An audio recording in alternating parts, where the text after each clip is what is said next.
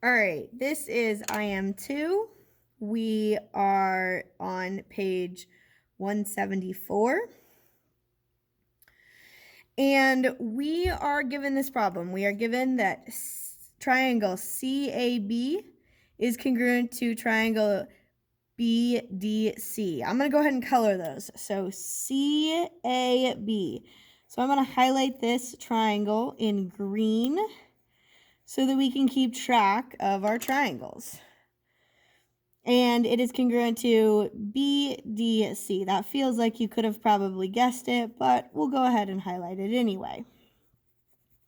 So what we need to prove is we are asked to prove that this line, CE, which I'm going to make a little dot above and below so that you can keep track, is congruent to BE. So we don't know anything about those, but what we do know is that they are similar points in similar type triangles. So what we need to do is we need to prove that these small triangles are congruent. We're going to do that by knowing already that this green triangle and this blue triangle are already congruent. So here's what I already know. So knowing that CAB and DBC are congruent, then I know that the middle one, so I know that angle A is congruent to angle D. How do I know that? I know that those two triangles are congruent, and I'm going to say it is congruent parts of congruent figures. I'm going to write that out once, and then I'm never going to write it again. Well, that's probably not true. Congruent parts of congruent figures. All right. Slipping off the page, but you can get it. Congruent parts of congruent figures. We know that this and this one are also congruent. What else do we know? Well, we know that AB and DC.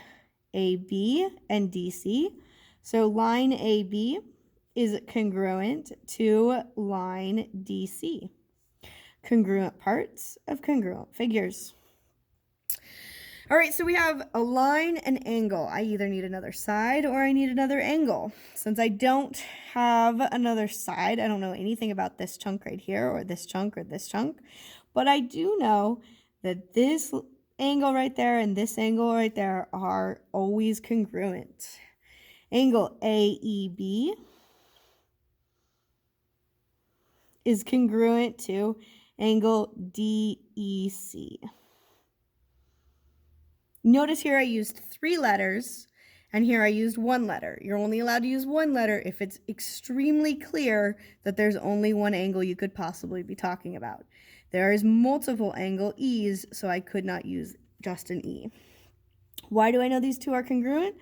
Vertical angles. All right, so now I have an angle, a side, an angle.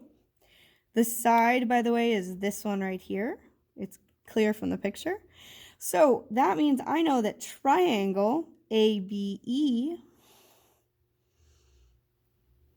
is congruent to triangle DCE. And what proof did I use? Well, I have a side and I have an angle and I have an angle, so I must have used the angle-side theorem. Now that I know that this small inner triangle and this small inner triangle are congruent, then I can very assuredly say that CE is congruent to BE. Notice in my line they're even the same section right here. C is congruent to BE, congruent parts of congruent figures.